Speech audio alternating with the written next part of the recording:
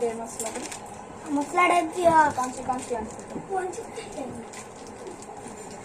ଏଠି ଗୋଟେ ଅଛି ସେପଟରୁ ଗୋଟେ ପ୍ୟାକେଟ ଦି ପ୍ୟାକେଟ ମସଲା ନା କଣ? ହଁ ସେ ତାଙ୍କର ରାଗ ଟିକେ ରାଗ ଗୁଡା ବି ଦି ପ୍ୟାକେଟ ଦେଇଛନ୍ତି। ଆମେ ରାଗ କରିବ ନା ନା ଗୋଟେ ପ୍ୟାକେଟ ପକଉନା ଗୋଟେ ପ୍ୟାକେଟ ରଖିଦବ।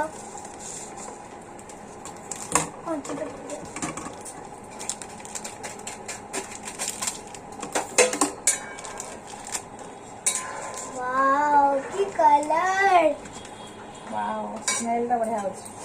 हां हाँ ताजा ताजा स्मेल है डा मम्मी अम्मी।